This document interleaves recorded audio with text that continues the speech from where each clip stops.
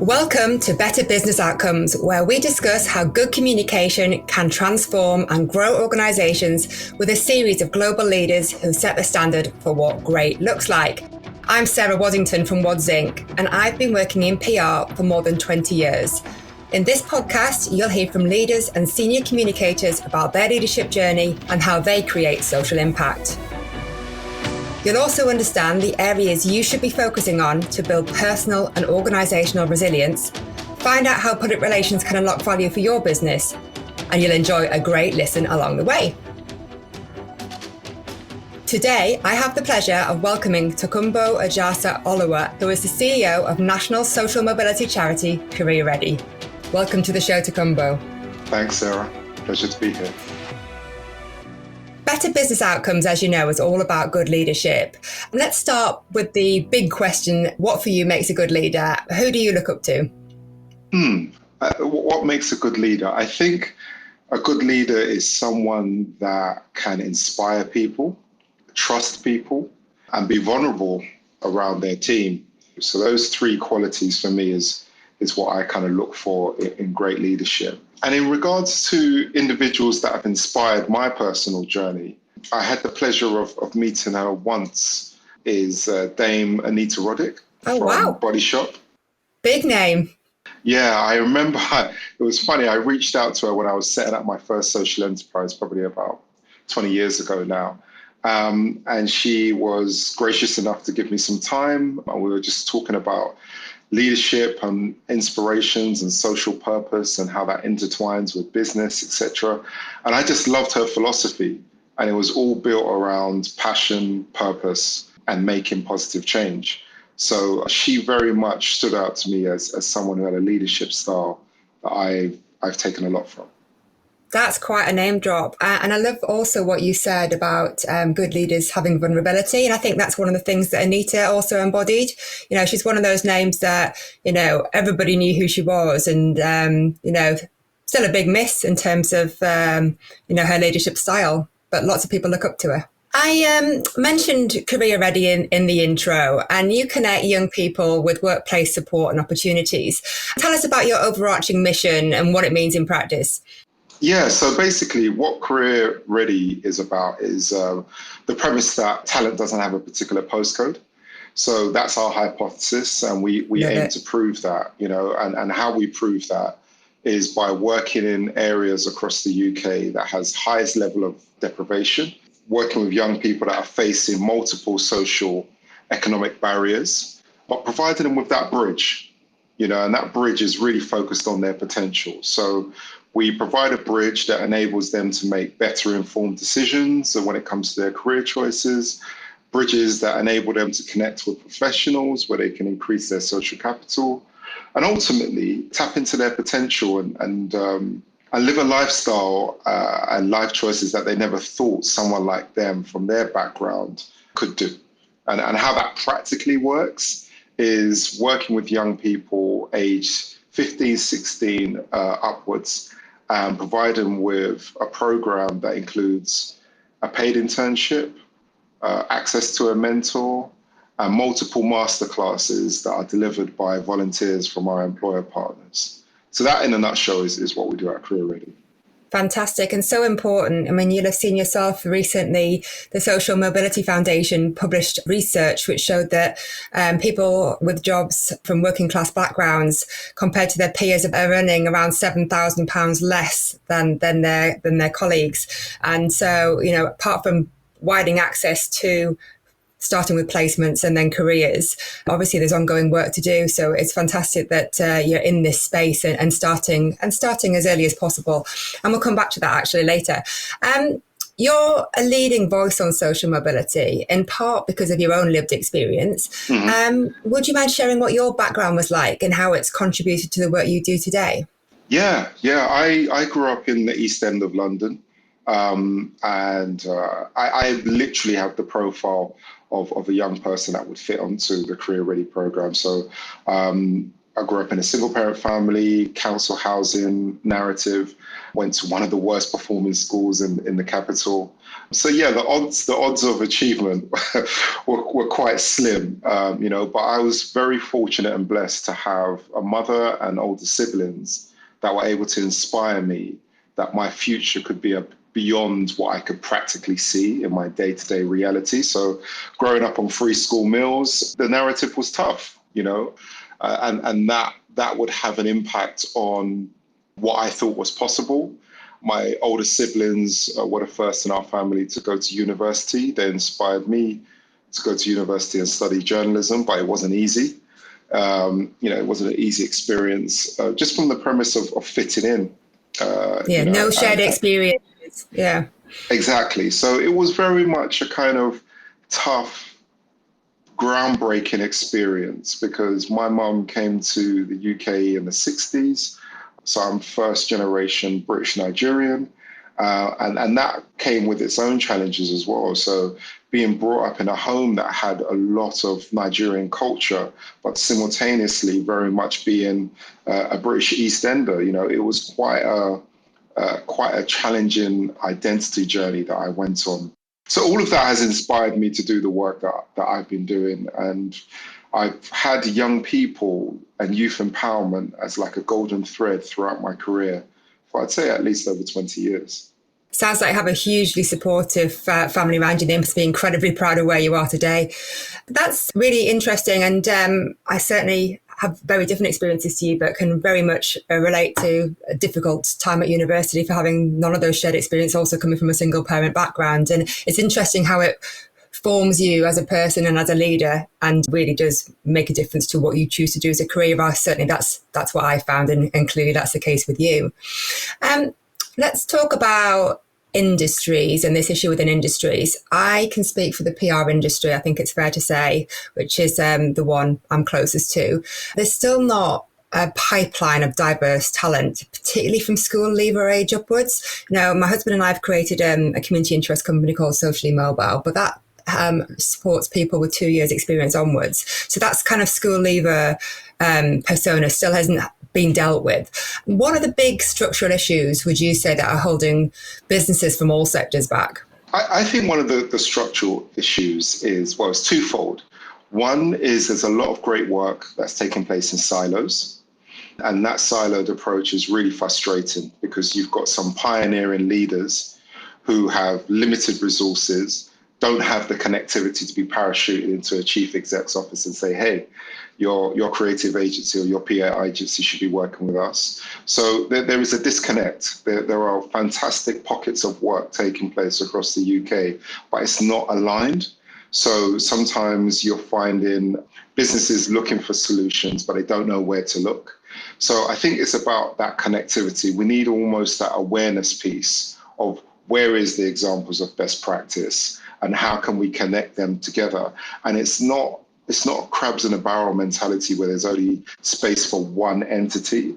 It's really understanding the nuance within those profiles of the individuals that they're working with and realizing how they can complement each other. So that's one side of things. It's the awareness piece. It's a really great point. That silo point is a really good, well-made one, actually. Yeah. And I think the second point is really about, there's a difference between talking about the narrative and investing in the narrative. And I think I'll use two sporting kind of anecdotes that really kind of reinforce the difference, right? So it's the World Cup has just started, the men's football World Cup has just started. And in 1990 and 1994, France are the current World Cup holders, right? They won it in 2018. Remember it well. In 1990 and 1994, they didn't qualify. Right? They didn't qualify. But then in 1998, they were hosting the World Cup and they won it. And that was because after the experience of 1990 and 1994, they set themselves some drastic challenges and KPIs of how they're going to change their system.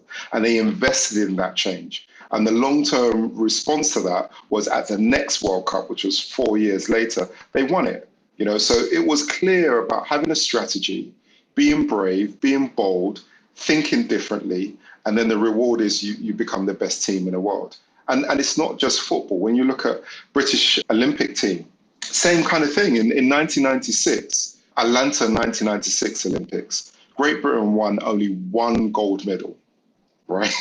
It was pathetic. And they knew they needed to change that. So 16 years later, when we hosted London 2012, we actually won 29 gold medals. And that's the most gold medals GB has won in over 100 years. And again, it was about system change. It was like, this level of performance is not good enough.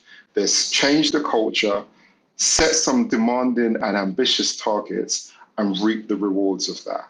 So if industries and businesses want to do the same thing, they need to invest. It's not enough just identifying the challenges and talking about it. We need to see investment. 100%. And I think there's so many great examples from the sporting world. I'm very much hoping that for the next series, I'll be able to speak to someone from the All Blacks. I find them absolutely fascinating, not just for their ongoing success and their leadership lessons, but, you know, if you look at them, they're one of the most diverse teams in the world, if not the most diverse rugby team. And I think in terms of a symbol of national pride, they're very much that. And I'm keen to delve into that. But again, you know, they significantly invest in those things, as you just said, and you can see the payoff.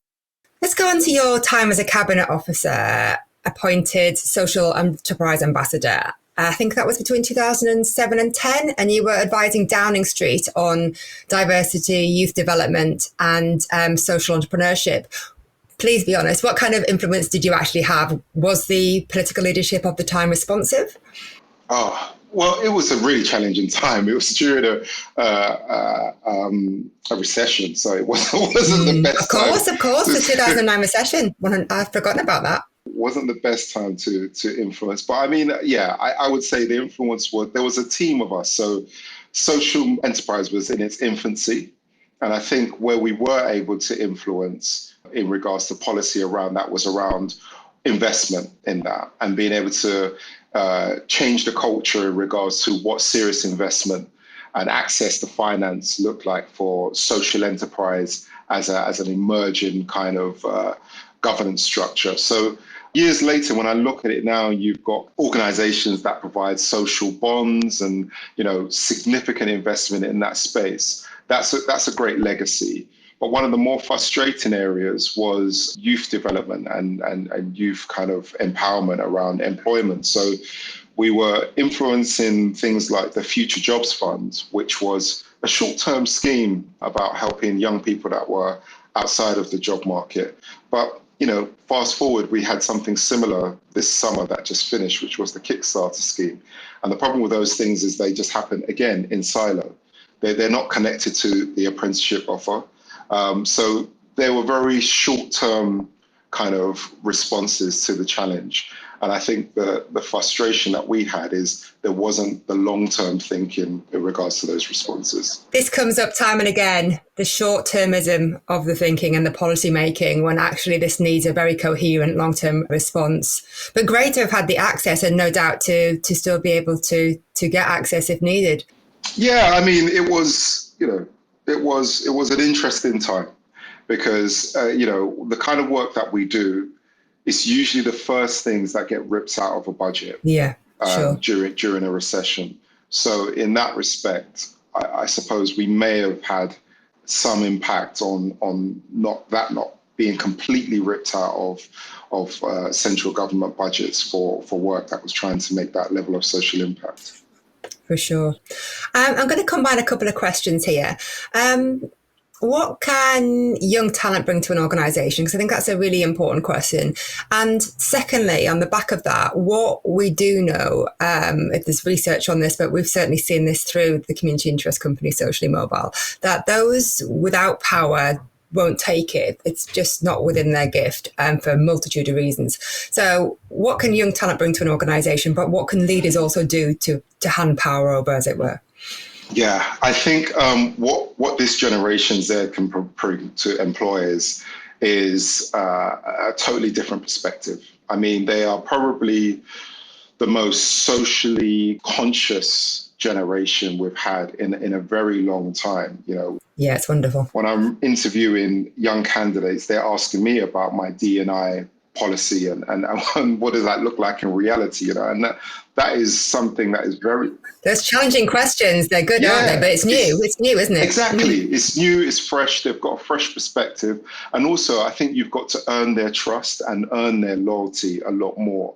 The days of an employer staying in an organization for 20 years are very rare. Right. So we're dealing with quite a transient generation. So they move here, there and everywhere. And they're doing a number of things simultaneously. So they may be working for you as an employee, but it's likely that they've got one or two things going on the side as well. So in that respect, I think we have to appreciate the fact that give them the space to be themselves rather than trying to fit an archaic culture that might not be fit for now and might not be fit for tomorrow.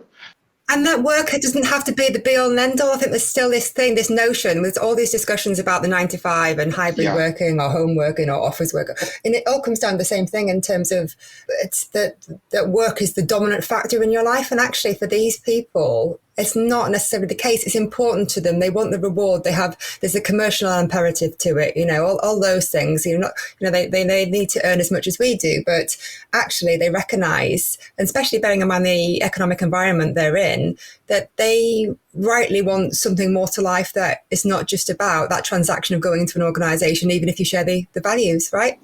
Absolutely. It's about fulfillment. And that fulfillment doesn't necessarily reflect their compensation package.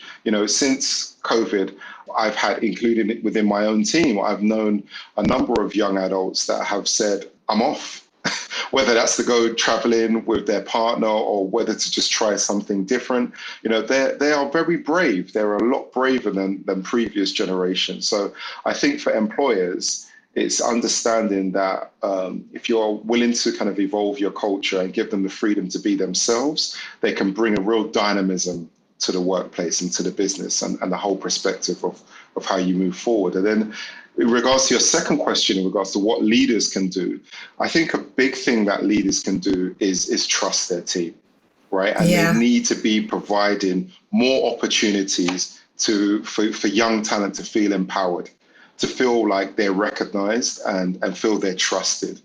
Because the reality is that's what's going to be keeping people engaged. It's the challenge, it's the constant opportunity to develop and grow as professionals, right? So I think that's something that us as leaders should be actively looking for. Whether that, it doesn't necessarily have to reflect a job title change, but it's just that notion of understanding who that individual is, learning about their particular drivers. It's workplace design in many respects, isn't it? It's Absolutely. In terms of shaking up how you think about you do business with your talent and evolving and growing alongside the people that are working with you at that time. And it does take a fundamental mind shift. And it takes investment.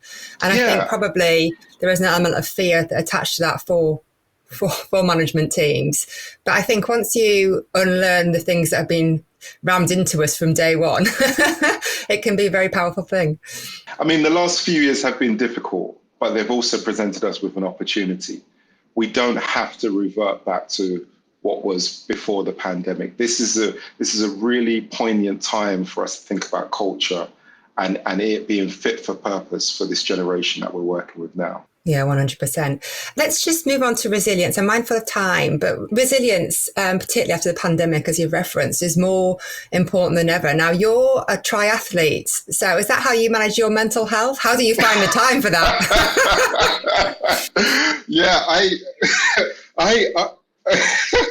So in all honesty, Sarah, well-being is a big factor for me. I mean, I've experienced burnout twice in my career to date. So I'm very conscious about the fact that I need balance in my life and physical activity and mental well-being. It plays a key role in that. So you're right.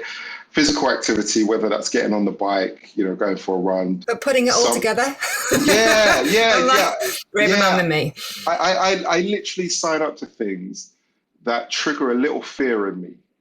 Okay. Because there is something about lifelong learning that I really believe in. And that notion of fear, feeling that notion of fear, whether it's swimming in the sea as part of a triathlon or jumping into a boxing ring as part of a white collar bout, or riding to Paris. All of these things that I've done are things that are about learning a bit more about me and incrementally just tapping into potential that I never knew I had. So I generally try and set myself challenges like that. And physical activity is great, particularly when you've got a young family as well. You need to try and keep energized for them. I hear you. And then that's not just that. I think it also gives you space outside of that. And, I go out and often to get headspace as much as away from the family unit. That sounds terrible, but you know what I mean. But often it's when my best thinking's done, and people laugh at me because I'll bump into friends and dog walkers around our locality, and I'll be writing a blog because I can run and write at the same time, but it's because I'll be thinking, and I can, within 20 minutes, I'll have knocked a latest bit of writing out. And it's so invaluable, that space. And sometimes I just use it just to switch off, which is equally as nice, and enjoy the environment. That's fantastic. Thank you, Tokunbo. Let's finish with the one thing that you believe leads to better business outcomes.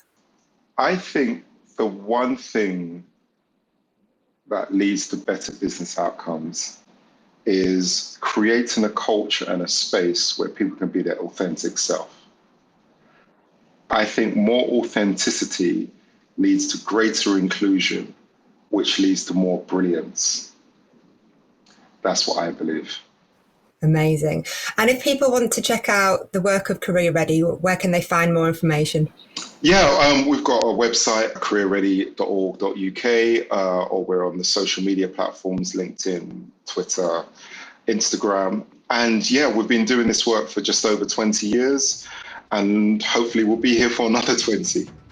I hope so. And I really recommend that if you're a business who might be able to supply an internship, please do take a look. There's lots of different ways to get involved, actually, but making sure that young people get relevant experience at an early age is so crucial. And I know that Career Ready are always looking for people who can help. So do check them out.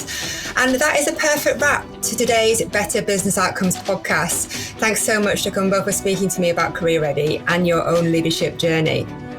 Don't forget to subscribe for free wherever you usually find your podcasts. And if you enjoy what you hear, please also leave us a review. And I'll see you next time.